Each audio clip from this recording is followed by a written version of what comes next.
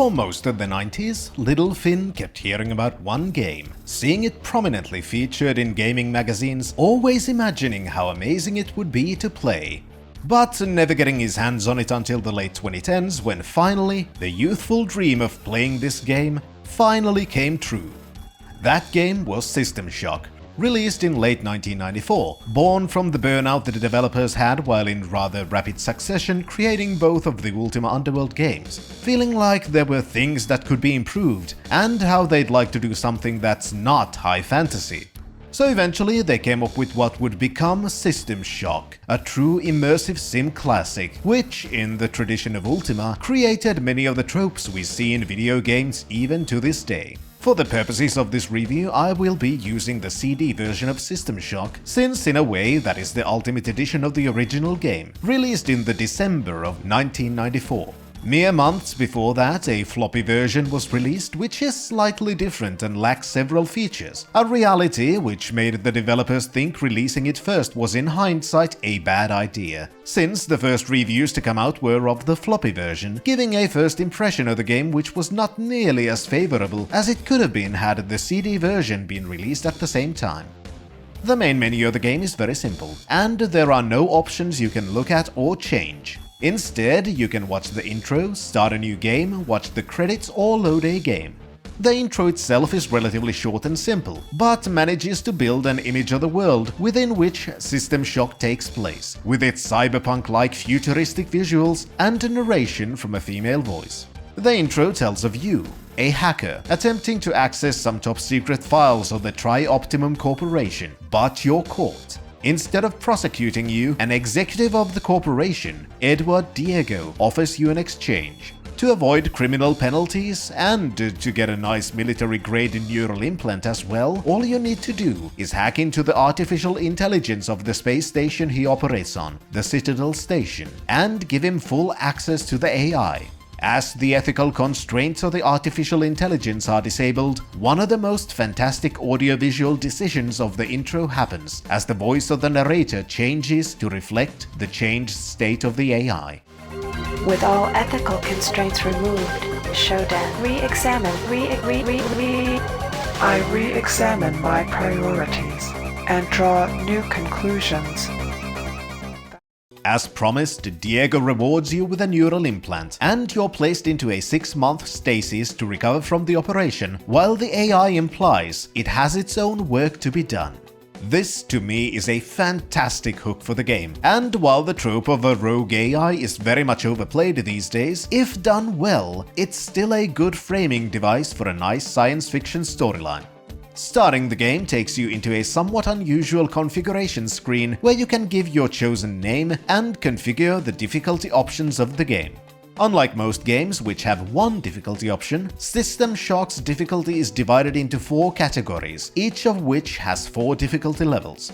The first one is combat, which determines the aggressiveness, amount and strength of the enemies you'll encounter. The second is mission, which handles the complexity of the plot. In effect, having a lower mission difficulty means that there are fewer steps to take to get to the next story beat, while the most difficult level of this setting imposes a time limit within which the game must be completed. Definitely not an option you should try on your first playthrough. Third is the puzzle difficulty, which should be rather self-explanatory at this point. And finally, cyber, which should not be confused with internet slang terminology, especially since the term ASL is nowhere to be found either. But instead, this option modifies the difficulty of the cyberspace segments of the game by making the enemies within harder and shortening the amount of time you can spend within cyberspace. For this video, I will be playing with the 2222 difficulty, as it is the default the game is set on, and as such can be assumed to be somewhat balanced.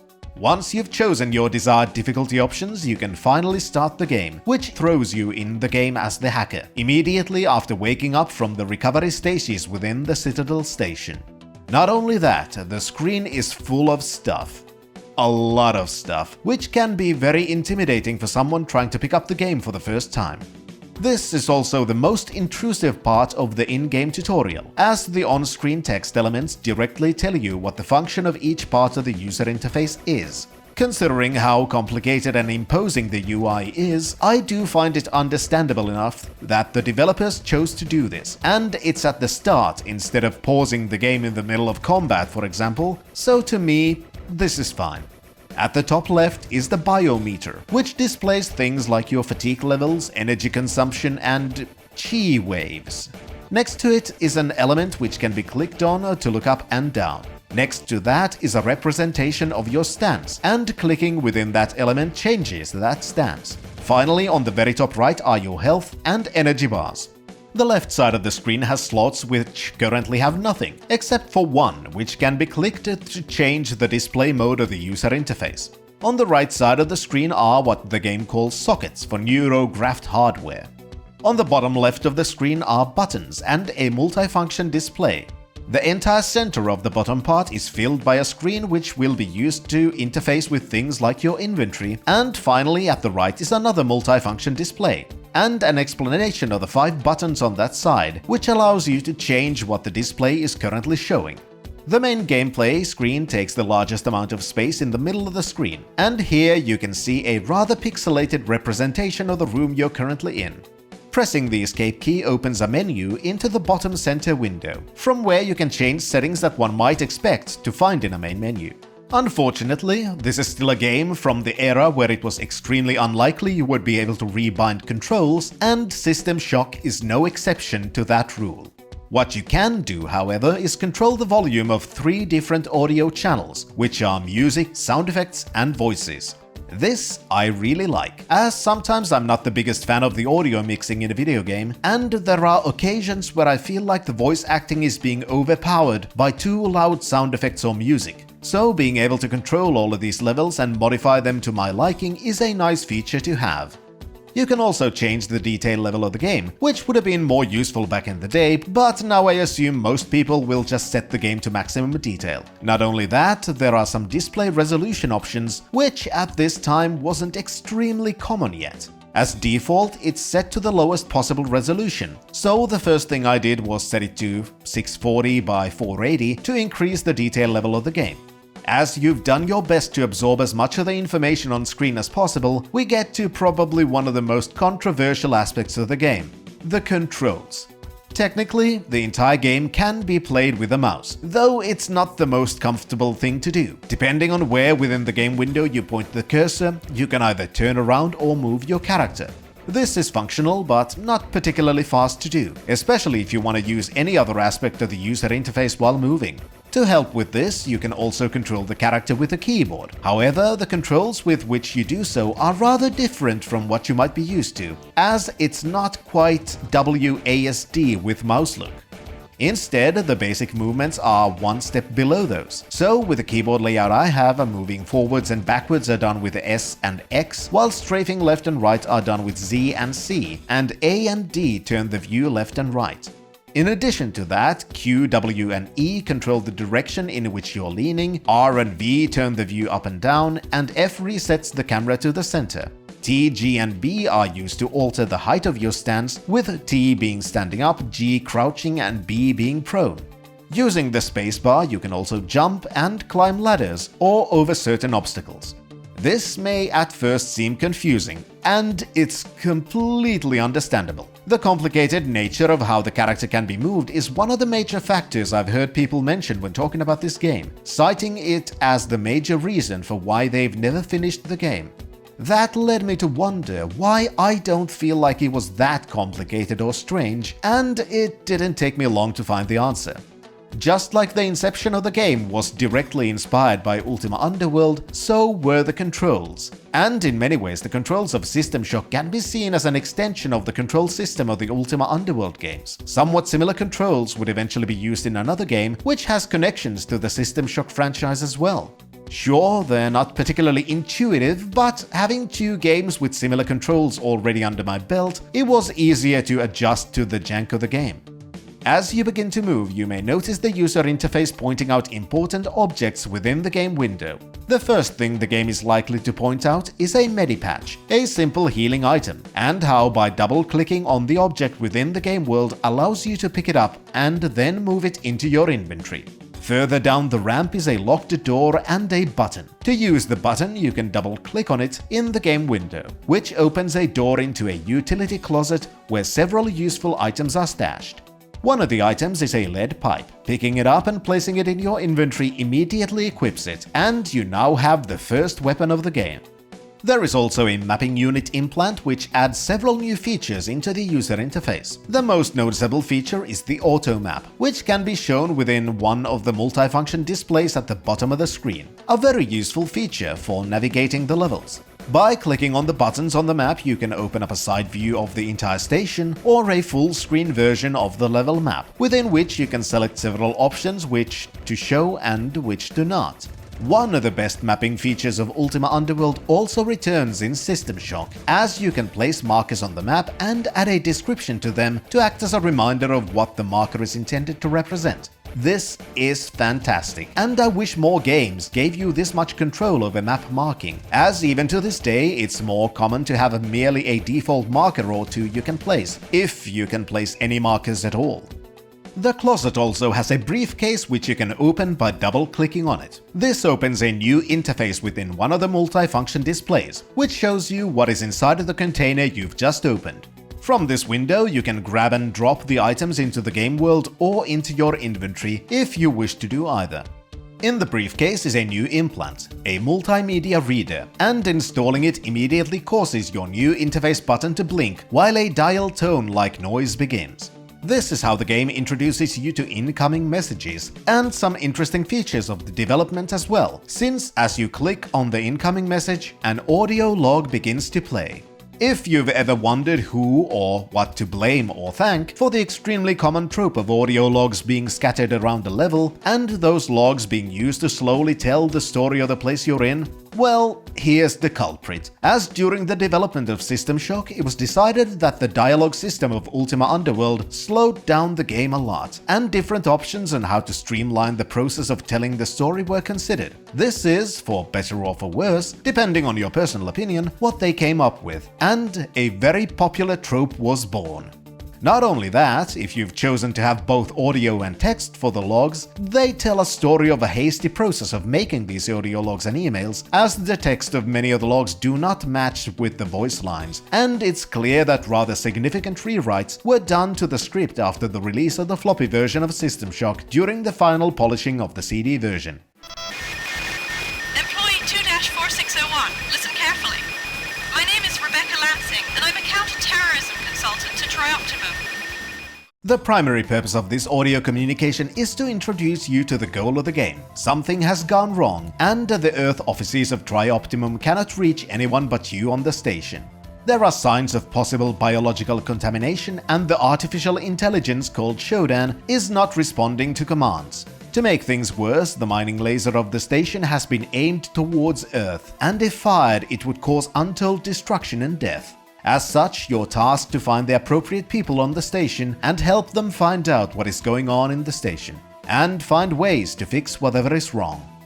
But why would you, a rather morally ambiguous hacker, care to do what some corporate hacks on Earth want you to do? Well, they know of your deal with Diego, and of your crimes, so once more the prospect of not being prosecuted by corporate courts is dangled as a carrot in front of you.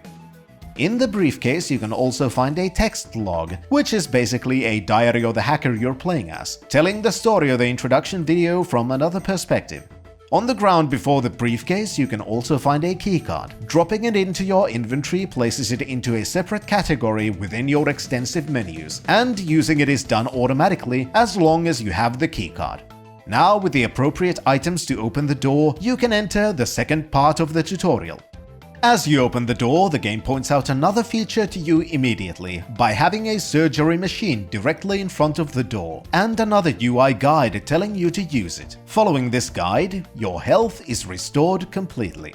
This is the kind of design I often praise, and in my opinion, for a good reason. The game starts with your health not being full, but not particularly low either. And as you leave the first room, the game introduces an environmental object that can be immediately used to fully restore your health, before you're even in a situation where you know you're in danger. This allows the player to process, on their own, the importance of these objects and make a mental note about keeping an eye on more of these. And then you get attacked. The robots in the healing suite clearly aren't functioning correctly, unless treatment of ailments has changed significantly in this alternate universe future, and the game directs you to right-click on the robot to attack it. This is the primary means of combat in System Shock. You equip a weapon, point the cursor at an enemy, and right-click to attack. It's simple and functional, but from a modern perspective can feel wrong, since these days left-click tends to be the common option for an attack button. In my opinion, this is just another example of how the controls of the game are very much functional, but can feel weird since people have gotten used to the more standardized control scheme of today. This attack also gives the player an opportunity to see if the surgery machine is reusable, which it is, closing the loop of organic learning. Yes, the game directs you to the machine to heal and shows you that's exactly what it does by starting you off with less than full health, but adding an enemy directly after this feature has been introduced to the player gives room for the player to experiment themselves with features that have just been learned, and notice expanded aspects of those features while feeling like they have made the discovery themselves, instead of the game spoon-feeding those discoveries to them. In the healing suite, more hostile robots give you an opportunity to practice the combat system of the game, and the game also directs you to loot the destroyed robots, which works in a similar way to opening the briefcase at the start of the game. Some of the objects you can find are absolutely useless to your current progression, but they don't have to remain in your inventory as clutter. Instead, you can either pick up an object and throw it by pointing at the gameplay window and right-clicking, or you can open the item examination window in one of the multiple function displays and vaporize the object, which in practice just deletes it from existence. The healing suite also teaches you some other features, first of them being security cameras, which the game directs you to destroy. Doing so has a message appear telling you the security level of the floor you're currently in. You can also keep track of the security level and several other aspects of the Citadel station using the system's analyzer found in the closet of the first room. What does the security level do, however, is explained a little bit as you find another audio log on the floor, in which a station employee is lamenting how they're unable to leave the medical level since the station AI has locked off all of the elevators. In this message, it is hypothesized that if the security level of the area is lowered enough, Shodan's control over those elevators will be released, allowing people to travel between the floors again. To me, this is a good example of how audio log storytelling can be done right. Yes, you also have a more clear primary objective given directly by another character sending you messages from Earth, but how to actually complete those objectives is not made clear at all, and instead you have to find all the information to proceed within the station from the station itself. The people creating this log weren't making you a guide on how to proceed, but the information they've stored is still important to you as long as you pay attention. I love it. Further exploration of the healing suite allows you to find an energy charge station, which does exactly what the name implies and works in a similar way to the surgery machine, with the exception that this one fully restores the energy bar located below your health bar. So far, we haven't really found any use for this energy, but finding out about these recharge objects in a relatively safe environment before the lack of energy becomes an issue is a good thing for the player to learn. With careful examination, it's also possible to find a second weapon and some ammunition to use with it. This little addition acts as a simple way to very early on show the player that careful examination of your surroundings can be extremely beneficial. As you're about to leave, you receive another email, but this time from a different source. Welcome back to Citadel Station.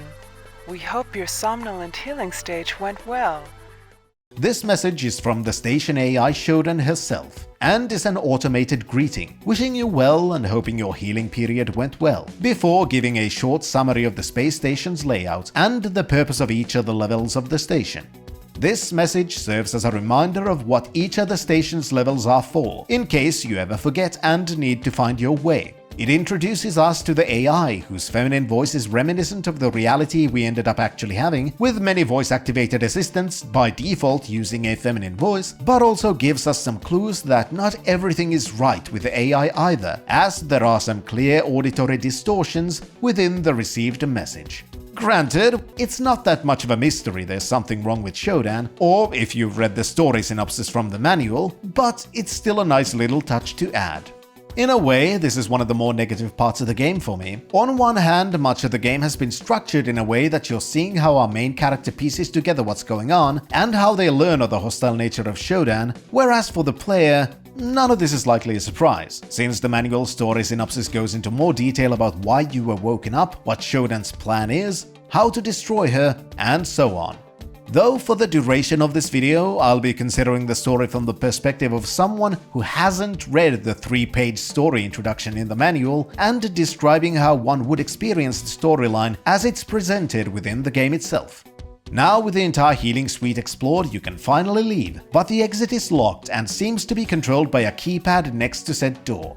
This is yet another way by which the game teaches the player methods which need to be used in attempting to complete the game, as there is no obvious marker telling you what to do or from where to get the code. Instead, the game has given you a very limited amount of clues to work with, leaving only a few places you can look in to find the solution to this predicament. In this case, the answer is found within the diary entry of our hacker, where the key code can be found buried within several paragraphs of the world building and storytelling. Not only that, for those who've noted a certain repeating pattern in some video games such as the Deus Ex games, the key code itself might be familiar. 451. This is where that trope truly began, and it's kinda funny that the numeric sequence became a kind of Wilhelm scream of video games, making an appearance in several completely unrelated projects. Sure, it's also a reference to Fahrenheit 451, but its injection into the video game subculture is still directly linkable to System Shock. Opening the door leads you into the game proper, as you find yourself in the dimly lit corridors of Citadel Station, where body parts and debris litter the floors and walls. Here, you also encounter your first non-robotic enemy, a mutated humanoid which is clearly hostile towards you. This is where the game kind of opens up, since now you can almost freely explore the first level of the station. And especially these days, this can feel somewhat aimless, since all you know is that you have to do something to prevent a laser being fired towards Earth, and that there's something going horribly wrong within the station. The only real clue given to solve this situation is a short part from the message you received from Earth about a scientist called Darcy, whose office is on this level. Nearby, you can also find another audio log which acts as a way to be even more specific about how Shodan is actively working against the crew of Citadel Station, and how the only way to unlock certain areas of the station is to lower the level security by destroying security cameras and something called CPU nodes. Personally, I love this kind of approach, where the game does give you clues which aren't too obscure, but they give you just enough to have somewhat of an idea of the next step you should take, while keeping whatever is to come after that a mystery, and not just having a massive objective marker permanently on your screen to ensure the player will never truly be able to feel lost. I can understand why that feeling of being lost isn't necessarily always pleasant and can act as a turn-off, so it's good to be absolutely clear that this is definitely a game where reading everything and keeping notes are both not only good ideas, but basically a necessity. Another very clear remnant of the design philosophy also used in the Ultima Underworld games. On the wall next to the healing suite you can find a panel, and using it opens the first puzzle of the game. This time, it's a rather simple pathway puzzle which you must manipulate via the multifunction displays of the user interface. The main goal of these is to change the symbols on the playing field to redirect power from one node to another. Simple enough, but it's done in real time, and the game does not pause while you're solving the puzzle, meaning that you can still be attacked while engaged in finding the solution, making even puzzle solving a potentially dangerous endeavor. Solving the puzzle causes the elevator on the floor to power up, opening up a pathway to service corridors behind the healing suites, and displaying rather prominently a feature of the engine. Just like with Ultima Underworld, the world of System Shock is fully three-dimensional, and the maps can exist in multiple levels where things can overlap. This, in many ways, was still quite an achievement, since even Doom 2, released the same year, was still technically a 2D game at the core, and the kind of complex geometry seen in System Shock was not really possible in that game engine.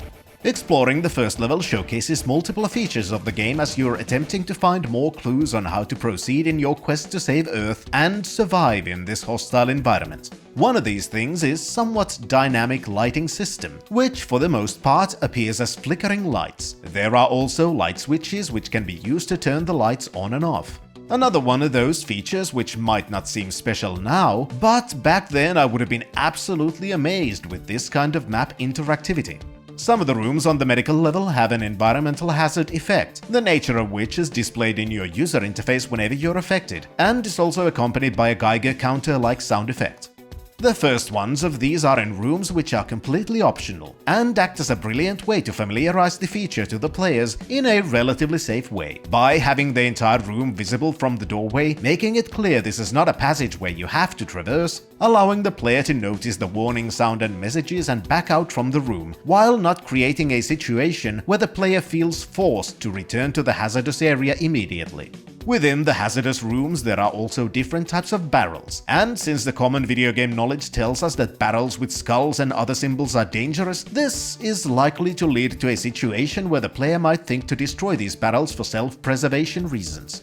At this point, it's very likely you've not yet found a ranged weapon capable of doing this aside from hand grenades. Using hand grenades is rather simple, but just like almost everything else in the game, takes a while to get used to. To throw one, you first need to double-click on a grenade in your inventory, which primes the grenade and sets it as the held object, displayed rather clearly on the cursor. Once in this mode, you just point at the gameplay screen and right-click to throw the grenade. Using the grenades on the environmental barrels destroys them and does absolutely nothing else, since aside from a few exceptions, destroying the barrels is completely unrelated to the level of the environmental danger in the surrounding area.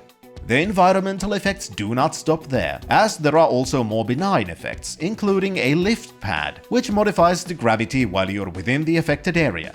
This is a nice way to add a very science fiction-y version of an elevator system into the game, but to me it also serves another important function, which is likely one of the reasons why these pads were added. As the engine for System Shock has one returning limitation from the Ultima Underworld games. Modifications to the environment in both System Shock and Ultima Underworld function in segments, and you can easily see the jerky nature of this whenever a segment of the world is moving. Whether it's a blast door opening up one step at a time, or an elevator moving up and down. While having functional elevators in a 3D game is really cool, the jerky nature of their movement is not particularly pleasant, whereas with the lift pads, the character's up and down movement is much smoother, leading to a more pleasant gameplay experience. The first one of these lift pads you're likely to find also takes you to another interesting but somewhat easily missable feature of the game, as some of the displays in the game are actually security camera footage from other parts of the station, showing an extremely low resolution depiction of the area within which the camera is in. You can also interact with this screen, which takes you into a view where the entirety of your main game window is now filled with a view of the camera. In this mode, you can get a better idea of what you're actually looking at, and it's kind of fascinating to see in a mid-90s video game. Another reason why this view is very useful is because of the single left-click function of the game, which allows you to just click on anything, and the game will display a text explaining to you what the object is. For the most part, people might assume this feature is useful to know which item is which, so you can choose to pick up the right object. However, it can be used to identify absolutely everything in the game. This includes the computer nodes, displayed in one of the security camera feeds, allowing the player to know what specifically they are looking for before actually finding the physical location of said nodes. How it can also be used is to find hidden passages by clicking on the walls, as even those are identified, rather straightforwardly, as hidden doors that can then be interacted with to open up new pathways or find hidden caches of useful items. Eventually, you will find the first proper science fiction weapon, called the Spark Beam. It is basically a low-powered energy weapon, and how it functions acts as a perfect way to introduce several gameplay elements to the player.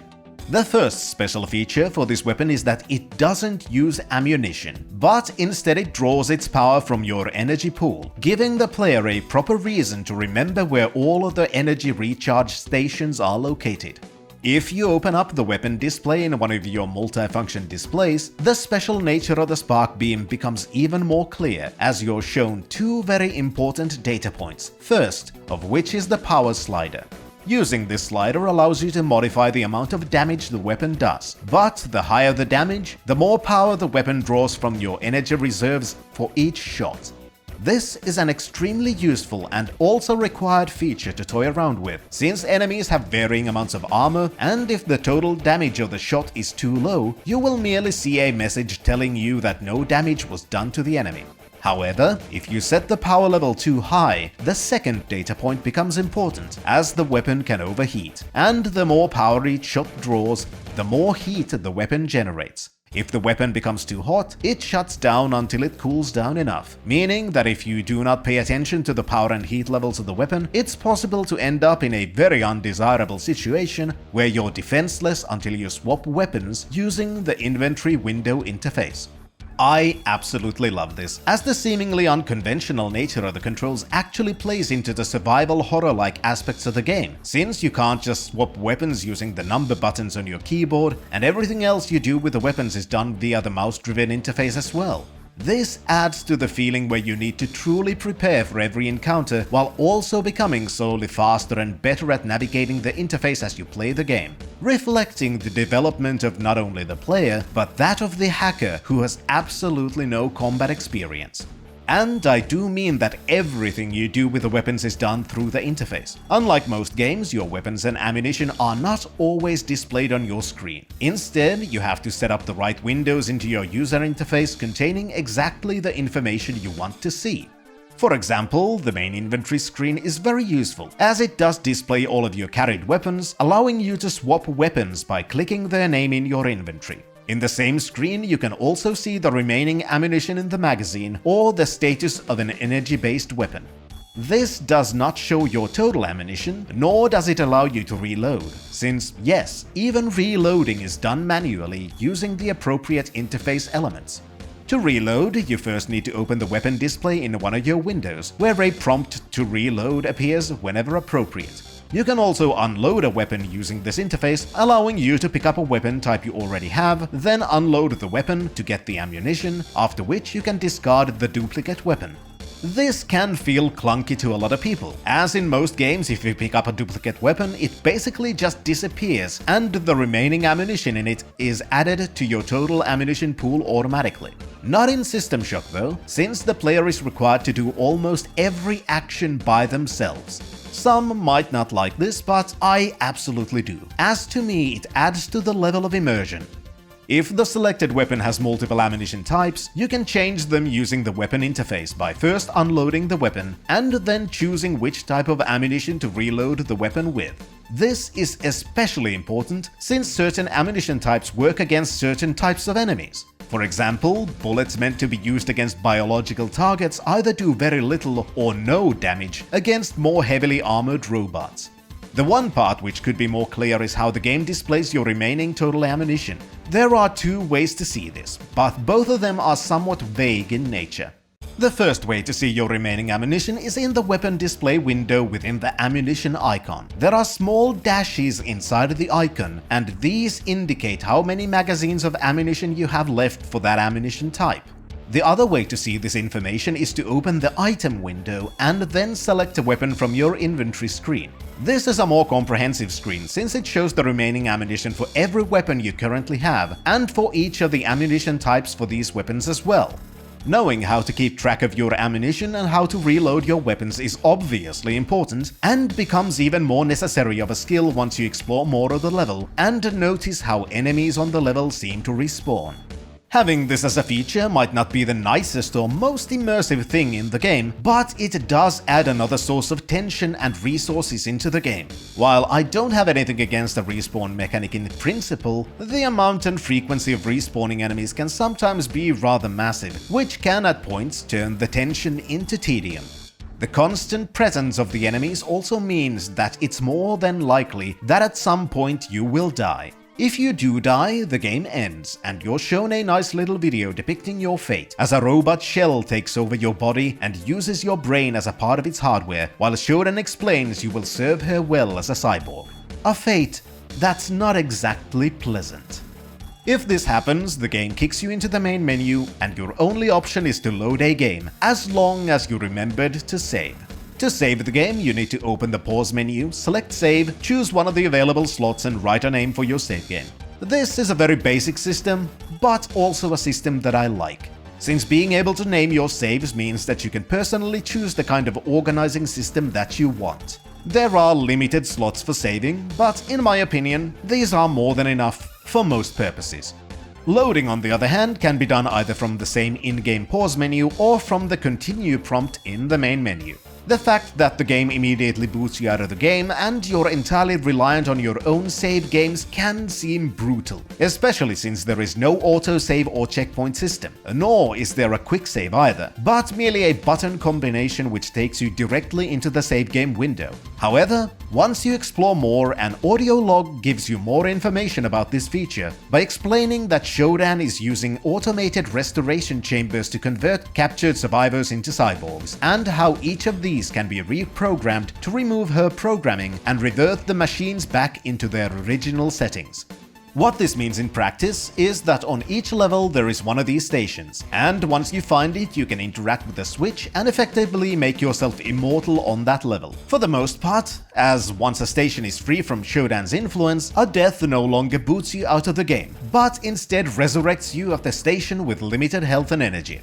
One of the audio logs even explains how Shodan is not able to just reprogram the restoration chambers again by describing parts of the efforts the human resistance preceding you had done, including how they had managed to disconnect the medical computers entirely from the station network, effectively stranding Shodan outside of the system, unable to monitor the status of the restoration chambers. In many ways, this is similar to the seed in Ultima Underworld, with the exception that you don't need to carry around the seed, but instead each level has its own resurrection location that you need to find and activate. As you explore more of the level, you slowly begin to uncover more about the nature and plans of Shodan, either via direct messages or by finding audio logs containing orders to her cyborg minions. The most pressing issue is the mining laser, which Shodan intends to use to destroy human cities on Earth, or as she describes, clearing the infestation, just as she has done on Citadel Station. This begins to very clearly define Shodan's personality, as she deems humanity beneath her, describing them as an infestation. Or in another message where she directly taunts the player about how she controls the station and will not let the hacker leave the level, where she uses likely one of her most famous words. With cameras as my eyes and nodes as my hands, I rule here in Insect. For the player, Shodan's messages should make it very clear that the issues on the station are not merely a result of a series of malfunctions, but a deliberate effort of an artificial intelligence bent on destroying humanity and turning its remnants to her servants. Especially as you're contacted by your Earth contacts again, but the discussion is cut short by Shodan suddenly jamming the signal. And so, the stakes for your quests are now very high. Not only do you have to survive on this extremely hostile station, but you also need to fight against an AI entity that's actively against you and thwart her plans of world domination.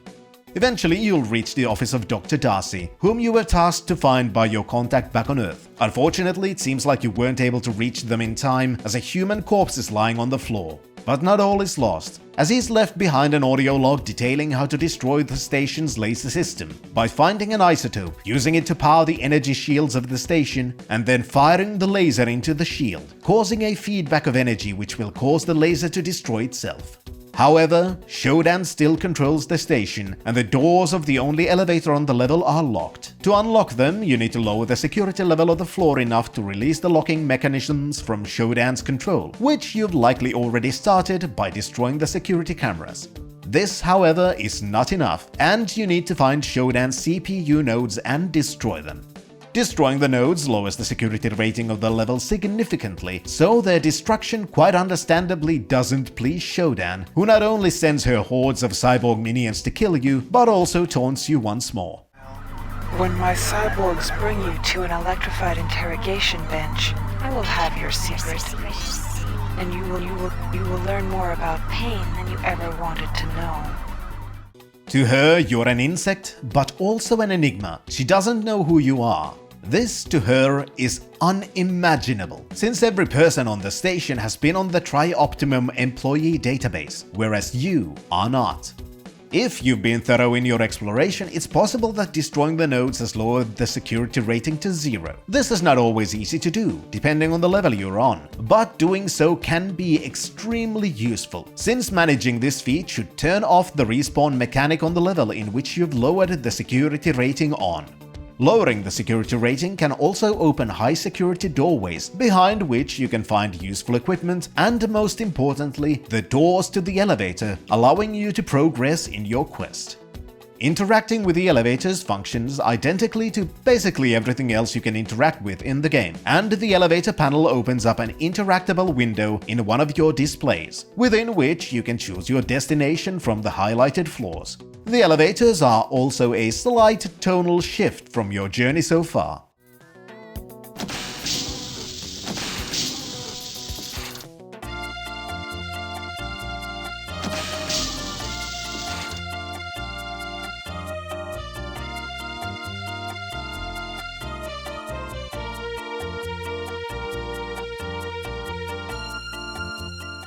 Currently, the only place you can travel to is the second level, or the research floor, from where the message from Darcy told you that you can find the needed isotope and a code required to fire the laser. So you go the only direction you can, and immediately realize you're screwed. This ambush seems like one of the meanest things you could do as a game developer, as the entire entrance to the second level is full of mutants that immediately notice you and attack you. Thankfully, these former humans are not particularly strong, and using a combat booster from your inventory makes dealing with a horde significantly easier. The effect used for the combat booster is, interesting, as the color scheme of your entire screen becomes rather psychedelic. But it's a small price to pay for the massive boost in damage while you're bashing in the faces of these mutated, underpaid employees of a mega corporation. As you begin exploring the aesthetically very different research level, you will encounter even more enemies and puzzles, go through multiple audio logs, and begin to uncover more about Shodan and the efforts of the survivors. Some of the audio logs are basically repetition of information you've already learned, which can seem somewhat pointless, but it does serve a very valuable purpose, since it's always possible that a player has missed a specific audio log or has forgotten a key piece of information, and getting a message of a topic you already know of and also have to know of, but from another character's perspective, acts as a way to make sure it's even more likely that a player will have all the information they need to be able to complete the game.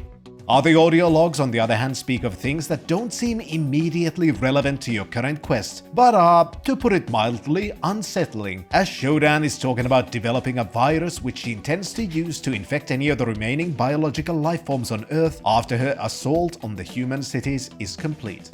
Her attitude also becomes more clear, and the more you learn, the more it seems like removing the ethical constraints from this artificial intelligence entity was not a particularly good idea. In my talons, I shape clay, crafting life forms as I please. Around me is a burgeoning empire of steel. From my throne room, lines of power careen into the skies of Earth. My whims will become lightning bolts that devastate the mounds of humanity. Out of the chaos, they will run and whimper, praying for me to end their tedious anarchy. I am drunk with this vision. God, the title suits me well. Several doors on this level are locked and require an access level you don't have and can't seem to find anywhere, which leads to one of the major and probably most controversial aspects of System Shock. Many locations inside Citadel Station have cyberspace terminals, some of which are completely optional and some absolutely necessary to interact with. Connecting to one of these terminals leads you into a secondary game mode that takes place within cyberspace. Once you're jacked in, the entire game looks completely different. The world around you consists of a wireframe structure, and different objects within cyberspace are represented with different geometric shapes. Because of this rather abstract style, the left-click identification system becomes extremely useful to even begin to understand what all of these shapes are. Controlling yourself in cyberspace is also very different from the main game, and depending on the difficulty level you're playing on, you may be constantly moving forwards. Now, as a floating entity within an abstract virtual construct, you're not constrained to walking on the floors. Instead, the cyberspace controls are somewhat reminiscent of a space flight simulator, where you control the pitch, yaw, and rotation to navigate the environment. During your first visit inside a computer, you may notice there's not much you can do other than fly around and bump into things, including the transparent walls, since the visual style doesn't always make it easy to discern which areas you can pass through and which are intended to be solid obstacles. Flying through some of the geometric shapes, however, allows you to download new software into your cybernetic interface, some of which affect things in the meat space and some which are only usable within cyberspace. One of these programs is called the Pulsar, which is your primary means of attacking in this game mode. Using the offensive application works similarly to shooting in the rest of the game. You select the weapon in your inventory, point at something, and right-click, which fires a slow-moving projectile somewhat towards your target. This is extremely important since cyberspace is not exactly safe, as Shodan has several types of defensive programs prowling the virtual world, trying to destroy any intruders. If they manage to deal enough damage to you, instead of dying, you booted from the cyberspace and return to meat space, albeit with reduced health. The main purpose of these segments is to collect as many of the software objects you can and potentially interact with other types of nodes to gather more information or activate objects in the real world. Some of the collectible software include things like upgrades to your cybernetic implants, minigames playable within your multifunction displays, or new access levels for your key card. For the most part, these segments are not particularly pleasant to play. The controls are pretty functional, but the confusing visual style of cyberspace combined with often very cramped areas doesn't do this game mode any favors. As these segments also have a time limit, the length of which is dependent on your difficulty level, you also don't have that much time to just experiment with the control system, so there's an inherent feeling of tension present within the cyberspace sequences. There are also several portions where it feels almost impossible to survive during your first few attempts, practically requiring several attempts. Because this does lower your current health, it can result in the cyberspace segments sometimes feeling like a waste of resources.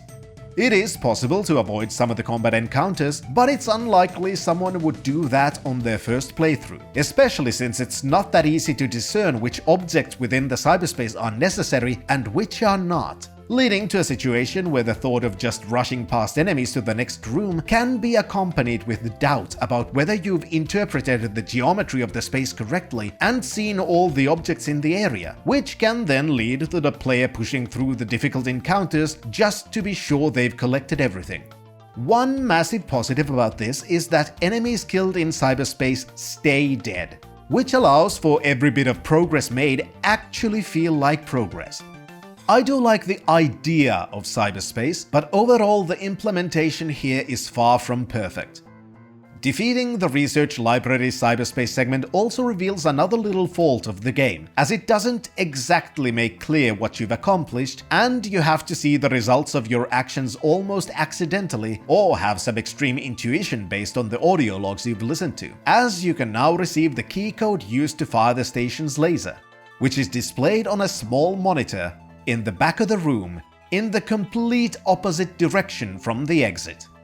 This is not the most player-friendly way of doing this, and has more than likely resulted in quite a few players running around the levels multiple times, looking for the code, until finally walking close enough to the correct monitor, which is even more difficult to notice if you're using the lower resolutions for the game.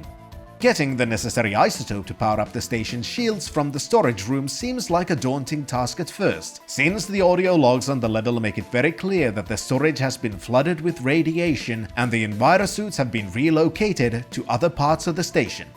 In practice though, this portion merely shows you how little the environmental hazard system actually matters in some parts of the game, as in this instance, you can quite safely go into the irradiated storage room, collect the isotope, and leave without even losing too much health. which does lessen the amount of tension related to these dangers.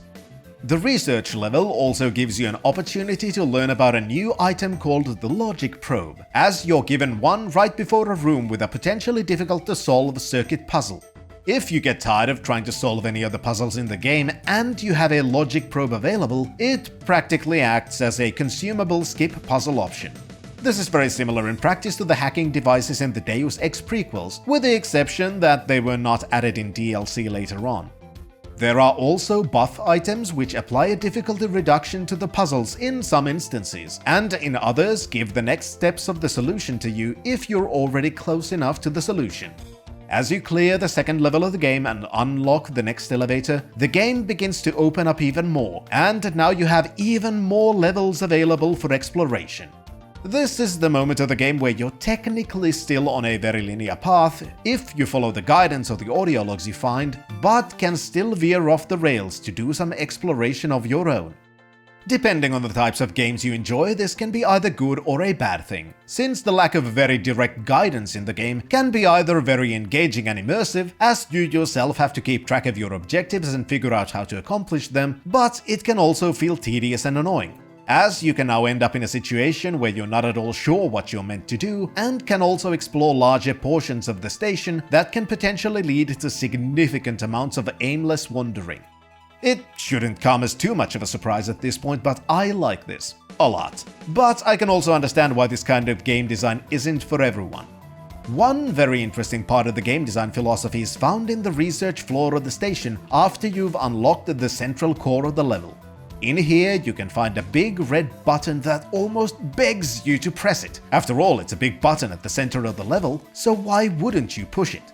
Well, the answer comes immediately after doing so, as the button controls the station's laser's firing sequence, causing the laser to fire towards Earth, causing untold death and destruction, despite not yet being fully calibrated for long-range targeting, of which Shodan congratulates you, rather plainly explaining that you've failed, and she's sent her minions to pick you up and ensure you will be converted into a cyborg, after which the game ends and you're back in the main menu. Thank you. You have saved us all some effort by destroying the greater part of Earth's civilization. yourself. Please wait where you are, and a Cortex Reaver will arrive shortly to escort you to the celebration. This is absolutely brilliant, though I can imagine someone pressing the button after not having saved for a significant time period, feeling differently. Having this kind of a game over button right there, with multiple more or less subtle warnings within the game itself on why you should not press the button, but still giving you the option to just destroy human civilization, magnificently done. Whether you choose to follow the storyline or just do some of your own exploration, it's likely that your progress will follow a certain pattern at this point. Every time you reach a new level, finding the restoration chamber and any healing or energy recharge stations are more than likely to be your primary objective, as finding these allows you to prevent a complete game over and conserve significant amounts of resources. The other things to do, regardless of why you're exploring, tend to be the locating of the CPU nodes on each of the levels, and also picking up and listening to any audio logs you can find while scavenging for as many resources as possible. At some point, you will more than likely encounter the limitations of the inventory system, as you realize that your inventory space is not infinite, requiring you to decide which weapons to carry around with you and which to leave behind. As such, the further into the game you get, the more you might have to juggle items in and out of your inventory, which I don't really mind. On the contrary, to be honest. Following the breadcrumb trail towards your objective, you'll end up going through several levels and eventually power the shields, and find yourself at the laser control room into which Shodan suddenly releases her minions while taunting you. Did you really think I would not deduce where you would run to, insect? Not only does this change the already learned dynamics of the game, where the player has been conditioned to believe the levels will be empty of enemies once you've cleared the level of Shodan's security systems and minions, but it's another instance of Shodan directly addressing the player character, making her presence and plans to thwart your progress known. Surviving this ambush and engaging the laser, you're treated with a short video of the weapon backfiring and exploding the entire armature within which it resides. And finally, you've saved Earth. Or so you could believe if you hadn't paid attention to the logs around the station. But even so, Shodan contacts you again, insulting you and explains her next plan, which is to move the station to Earth's orbit and then release a virus she's been developing in the groves of the station into the atmosphere, mutating every life form on the planet into her servants. How would you prevent her from doing this? You have no idea, requiring you to explore more of the station. One option for where you should explore next is quickly handed to you on a platter as you receive another message. This time not from Shodan, nor from your contact on Earth, but from other survivors on the station, who are very surprised someone else is still alive in this cybernetic hell. The message doesn't make their situation seem pleasant, as gunfire and mechanical noises can be heard in the background, but it does give you a direction, as the survivors explain their hold up in the flight deck and ask for assistance. At this point, another aspect of the game design philosophy becomes very clear. How would you know where the flight deck is, and where are the groves? The game doesn't tell you in either of the messages you've received, but instead the game assumes you would remember that it already has told you everything you need to know about the layout of the station before you even left the medical bay on the first level. You are currently in the healing suites located on the first level. Level 2 contains the research laboratories. 3 houses the Department of Maintenance, and the storage cells are on level 4. This is very much indicative of how the game expects the player to pay attention to absolutely everything they've heard or read, and to make appropriate notes of things they deem potentially important in the future. Compared to more modern game design, this can be a deal breaker for many, and could feel tedious and absolutely unfair. While I disagree completely, I can at least understand that point of view. Not everyone wants to play a game where they're almost required to make notes and scour through every nook and cranny for logs where they will find a part of a clue on something they will eventually need to do. As expected though, your journey is not about to get much easier, since even after fighting through hordes of more enemies, including a species of flying mutants, you finally reach the hideout of the human survivors. But too late. Everyone is dead, and you have to face off against a Cortex Reaver, the type of cyborg which Shodan converts you into in the event of your untimely death. Not much else is to be done for the previously surviving humans, and you have to follow the only real clue you have: Shodan's virus that she's cultivating at the station's groves. The grove portion as well is a great example of the amount of detail the player needs to pay attention to, as you can find 2 different procedures for ejecting the grove where Shodan's experiments lie. One of them being the standard station procedure, and the other a new, more complex procedure created by Shodan herself to prevent humans from ejecting more groves, as one of them is already missing.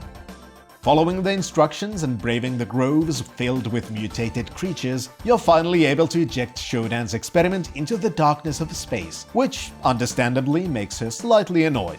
Once more, however, you've not stopped her, as now her plan is to use the station's long-range antennae to transfer her consciousness into Earth's computer networks and take over control from within. Finally, your contact on Earth is able to contact you again, giving you the instructions on how to destroy the antennae, which leads you to another quest where you need to explore different levels of the station as you complete the required objectives. As tends to be the case, stopping yet another of Shodan's plans still doesn't mean you've actually defeated her, and now her plan is to move the station onto Earth's orbit and take over control in a more direct way. The seemingly simplest way to prevent her from doing this is to engage the station's self-destruct sequence and escape using one of the few remaining life pods. Here also begins one of the most infamous sequences of the game that tends to get quite a bit of criticism even today, and quite understandably so. To enable the self-destruct sequence, you need to find the system access code, and you're given one clue by your contact on how to find this code.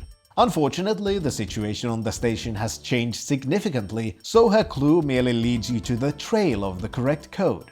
Eventually, you will find out that Shodan has hidden the code within her own control nodes, with 1 digit being stored in each of the computer clusters within the first 6 levels of the station. What this means in practice is that if the solution was unknown to you before you began the game, or if you didn't pay attention to the numbers on the screens of the CPU node rooms after destroying the nodes and just decided to write them down, or if you didn't find a couple of audio logs, one of which is hidden behind a locked door in a completely optional area that can only be opened by finding the head of a person, which can only be identified by cross-referencing the photographs in the audio logs with the item display icon of the head, you will now have to run through 6 different levels just to write down numbers, while not necessarily even being sure in which rooms the nodes were originally in. This can result in a massive amount of backtracking, and it's understandably not particularly pleasant, since nothing new is in these levels, as even the numbers were already there. You just didn't know you needed them several hours ago when you were destroying the nodes. Enabling the self-destruct sequence is not particularly safe either, as you need to go inside the irradiated reactor core, within which you can find the panel used to input the access code. After doing this, the end is finally in sight. Shodan is not happy at all and has sent as many of her troops to stop you as possible. But you're now determined and fight through the powerful security robots and reach the flight deck where the escape pods are located. Here you're contacted by Edward Diego, who still seems to be kind of alive. More fighting ensues, and the powerful corporate officer turned cyborg acts as a potentially harrowing boss fight, unless you absolutely cheese him, which is fun. Finally, you're at the escape pods. Shodan's plans have been thwarted, and the station is rigged to explode, taking out the rogue AI completely. So you punch in the escape pod access code, initiate the launch sequence. Soon you will be on your way back to Earth, and the existential threat to humanity will be no more. You have won. Except, of course, it's not that simple. Shodan disables the launch sequence and locks you out of the escape pod controls, intending to leave you to die out of pure spite, as she's preparing to detach the bridge segment of the station and escape the reactor explosion. Now there seems to be only one option: brave the halls of the station once more. But this time, take your journey to the heart of Shodan's fortress. This segment of the game is what you could technically call a final gauntlet, as the next level has a slightly different design philosophy compared to the levels so far, as it is far more linear, and each segment of the level is there to open up the next part, which ultimately leads you closer and closer towards your goal. The game also throws another massive spanner into the works and counters the expectations of the player, since for the first time in a very long time, you're in a level that has no restoration bay, causing every death to be the final one. By this point, it's more than likely that many players have gotten comfortable with a specific playstyle, where you conserve resources by not using healing items and such, and allowing yourself to die. After all, why wouldn't you? For the most part in the game, dying's been almost meaningless. As long as you've restored the operation of the restoration base, any death will just take some of your time, as you're resurrected with limited health and can immediately continue the game. Now, however, this dynamic completely and suddenly changes, and the player is left to rely on available supplies, their skills, and a hefty amount of saving to survive. Eventually, your struggle pays off and you reach the bridge of the station, which Shodan and her minions have redesigned into a Gigaresque maze, completely unrecognizable as a part of the station. Fighting through the hordes of enemies, one by one shutting down the defenses keeping Shodan safe, you eventually reach the heart of her fortress and take the fight to the one place where you can defeat the AI, cyberspace. The final confrontation with Shodan is very similar to every other cyberspace encounter, with the exception that once you finally reach her virtual avatar, she doesn't actually shoot back, but instead attacks you in a different way, slowly filling your screen with her image, signifying how she's destroying and taking over your mind from the inside. In practice, this is a timed event which is linked to the CPU cycles, and it's possible to set up the game to run too fast, making this segment completely impossible to win, something which happened to me the first time I was playing the game. Once you manage to destroy her virtual avatar, the game is over, and you basically factory reset Shodan, removing all of the changes you and Diego did to her. After a while, you're saved by Trioptimum forces and taken back to Earth, where you're offered a cushy corporate job. However, as you're a hacker by nature and you've learned much about corporate corruption, you refuse and choose your own path. I have discovered more information than any hacker ever has. Ever. What I have found will System shock you. So you continue your life as a hacker, this time with better equipment, and life goes on.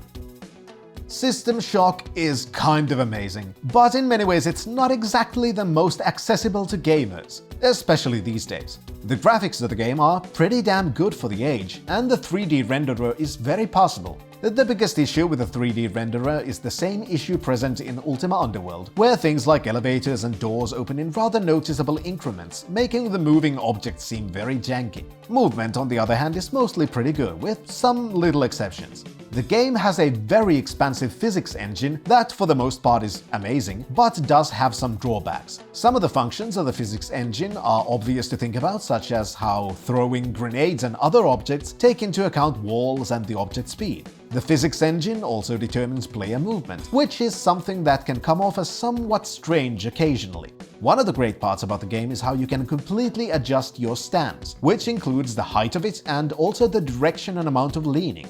This is absolutely amazing and also is taken into account within the physics calculations of the engine. How this actually affects the player movement is clear in several cases, such as when bumping into a wall, which also dynamically changes your stance to take into account the speed and direction of the impact, while also bumping you slightly into the opposite direction of the impact. While at the start this was somewhat confusing to me, I eventually grew accustomed to it and find it rather brilliant now. The biggest negative of the physics system when it comes to player movement are slopes. There are several occasions where you can end up at the bottom of a rather steep slope and can't properly pick up speed to climb the slope without significant amount of fiddling around. When it comes to gameplay, this can feel like you're stuck, which is not ideal at all. However, this is a part of what is also positive about slopes and the physics engine, since running down a slope, for example, will cause you to pick up speed and make stopping more difficult, just as it would in real life, albeit in a more floaty way. Overall, the physics engine of System Shock is absolutely fascinating, and probably the most extensive system of its kind for when it was released. The very detailed movement system is in one way a great addition, but it's also potentially the largest hurdle people have to get over if they ever want to play the game. Since the complicated nature of what you can do also means it's somewhat complicated to actually do all of those things. To properly move around, you need to get comfortable with 15 buttons. Yes, I'm not kidding, 15. While getting used to the controls is much easier if you've ever played the Ultima Underworld games, since the root of the system is the exact same, that doesn't change the fact that 15 buttons to control your character is a bit much. Shooting and interacting, on the other hand, is extremely easy, as it's merely a point-and-click system. Since turning around the camera is not linked to the mouse, it's moderately easy to get used to interacting with the user interface with the mouse as you control the character with the keyboard. Almost every piece of the user interface is interactable with the mouse, including inventory, all of your cybernetic upgrades, your message logs, and so on. The main game window is a part of the user interface as well, and attacking enemies and interacting with objects within the game world are done via the same interface without ever having to change modes, since the mouse is always detached from gameplay. This is also a very important skill to learn, as during combat, multitasking with a keyboard and mouse become almost a necessity to avoid meeting an unfortunate end at the hands of Shodan's minions. The enemy variety is pretty nice, and one aspect of this is directly linked to how you use the user interface, as some enemies take more damage from different weapons or ammunition types from the same weapon, so learning to quickly swap ammunition types or weapons with the inventory system is a very valuable skill. The amount of upgrades that can be used within the user interface is pretty decent, but in the end I ended up using relatively few of those upgrades, and things like the sense around unit I ended up never using, despite seeing some potential benefits to a system which allows you to see behind you. But I appreciate the fact that there are more upgrades than I ended up using, since it allows for people to choose for themselves which implants they deem more suitable for their playstyle. Exploring the levels I can see as an aspect of the game that can be another one of those factors which can be divisive. Personally, I found the maps to be decently sized, but not too large, and while most of the maps are in a sense maze-like, they are visually designed in a way where to me it was always relatively easy to know where I was at any moment, even if I didn't have the map as a guide. However, I can see how someone could find the level layout too confusing, especially since there are absolutely no visual indicators within the game to guide you basically anywhere. Which leads to yet another part of the game which I love, but can see why people wouldn't, as System Shock has practically no modern guidance towards your next objective, and instead the player has to pay attention to every V-mail they receive and audio log they find to gather all the clues needed to progress the game. This in many ways I see as inherited from Ultima, since in a sense this could be seen as a follow-up to the Underworld series. Both Ultima the main series and Ultima Underworld relied on this kind of a progression system, where you need to talk to people and write down the clues and then use that information to figure out where you need to go and what you need to do there. System Shock continues this trend, and I understand how this could be divisive and a deal breaker for some. However, I do think that System Shock does a pretty good job at actually telling you most of the things you need to know in a way that's not particularly obscure. And I firmly believe if someone actually wants to play the game, they should have little problem figuring out what to do and where to go, as long as they know beforehand that this is the style of gameplay the game expects from the player. If played efficiently, System Shock has relatively little backtracking, but since the game lacks the aforementioned guidance, it's very much possible to get stuck and have to run around the level searching for that one important thing you missed that's absolutely necessary to continue your quest. Obviously, if you end up in a situation like this, it's absolutely awful, and the fact that it's possible to get stuck due to a missing object is a clear negative towards the game. However, I do think that for the most part, System Shock does a good job of making important objects either obvious and difficult to miss if you find the correct location, or has duplicates, so it's hard to accidentally lose them. Such as when you need to repair a chipset in the station, it's possible to find the replacements much before the quest. But since there are so many of them, it's highly unlikely that the player would take all of them and later discard them somewhere else to free space in their inventory, thus leading to a situation where completing the quest becomes a pain. One aspect where the game falters with the backtracking, and is in fact a bit of an asshole about it, is when it's revealed rather late in the game that you need to collect the digits of the password from each level of the station to finish a quest. A thing you could have done from the very beginning if you knew that's what you need to do, but couldn't possibly know about when playing the game for the first time. This, I have no doubt, is deliberate, and I can't figure out why on earth did they decide this was a good idea. The amount of weapons in the game is somewhat large, and I appreciate the progression of them. As I begin with a steel pipe and a tranquilizer dart gun, and slowly progress through small firearms to military-grade weapons, and finally finding all kinds of experimental weaponry to blast your opponents into bits with. The game also has a relatively large amount of ammunition and other supplies to use, and I've never had any issues with running out of supplies, though technically it's very much possible to reach that situation, especially when it comes to healing supplies, since theoretically those are infinite, but in practice rather limited. As it's unlikely a first-time player would know how to leave the respawn mechanic of a specific area on just to farm some healing supplies. But thanks to the game having multiple ways of healing, until the final gauntlet of the game, it's very much possible to play strategically and end up with a massive amount of surplus supplies remaining for the ending of the game. The story of the game is pretty good, but isn't told particularly well. In theory, a story about a rogue AI taking control of a space station with the intent of taking over the world, while derivative even at the time, can be a really great one. There's no getting around the fact that in this case, it's not told in the best way. The introduction to the game is absolutely fantastic, and in a short and sweet way gives the player the premise of the game. However, from this point onwards, things slow down immensely. The storyline of the hacker opens up very slowly, and is told with very few messages during the game. Even Shodan, who's become somewhat of a legendary villain, doesn't really get that much time to shine. And there are only a few occasions where she directly interacts with the player character in any meaningful way. Most of the story is told with audio logs littered around the station, and while they are important, they're almost exclusively about the backstory of the game, created with the intent to build the world and give you clues about how to find the solutions to the problems you're facing. While this aspect of the storytelling is done well enough, it's still not directly linked to what you're doing right now, and I wish Shodan had been more active at trying to prevent the player from completing their objectives, and the Tri-Optimum forces at Earth being more active at trying to help you. Instead, now you're mostly just interacting with the past while mowing down hordes of Shodan's troops. The best example of how the story could have been told better is the ending itself. Not only does Shodan not taunt you at all as you're exploring the heart of her fortress, but she says absolutely nothing as you're fighting her. For the terrifying AI she's meant to be, she really needed more interactions with the player to truly make that point.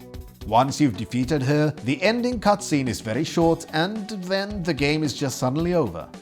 Another good example is the character of Diego, who is set up as a major part of the plot, even acting as the catalyst for the events of the game, who ends up realizing the inhabitants of the station have no chance to defeat Shodan and decides to betray the rest of the humans and serve her instead. This leads to him becoming a special cyborg equipped with experimental technology and acts as a mini-boss 3 times during the game, until finally being defeated in the hands of the hacker. Why is this a good example? Because it's extremely easy to completely miss that Diego even exists in the game, as only once does the game draw any attention to the fact that one of the enemies you fight is in fact him. It's really a shame, since you could tell the story of System Shock in an extremely interesting way, as the story itself is pretty good. It's just that the way it's told within the game is very much lacking. However, what makes up for the very intermittent storytelling is the atmosphere of the game itself. The audiovisual presentation of System Shock is mostly pretty amazing. The levels are distinctive and just by their visual style show how there's a different kind of social class system in place even in space. The executive suits are sleek and decorative, while the gardens meant for recreation are located on that level as well, and other levels of the station also reflect the kind of work and status that level has within the corporate hierarchy. The music is in part fantastic and fascinating, as the cyberpunk-like tunes are combined with the sounds of seemingly malfunctioning machinery. Granted, it is MIDI music with MIDI effects, so it's possible they could just sound annoying to people not accustomed to this style of video game music.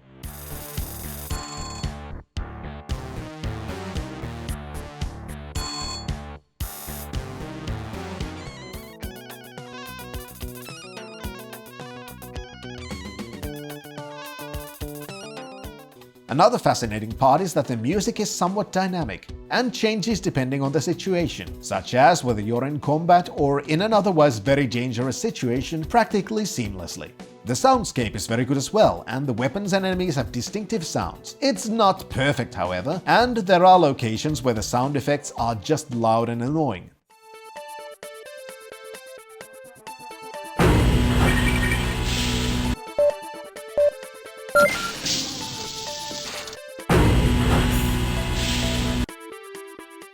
The cyberspace is probably the largest misstep of the game, and honestly, I could have done without it. The confusing nature of the wireframe world, combined with a constantly moving player avatar and a very strange shooting system, doesn't particularly make these segments pleasant. Thankfully, there aren't that many of the segments in the game, so I can't complain too much. Besides, thanks to the difficulty selection system, it's possible to make the cyberspace segments extremely easy, which is exactly what the 4-segmented difficulty system is there for, letting the player choose for themselves which parts of the game they want to be challenged by.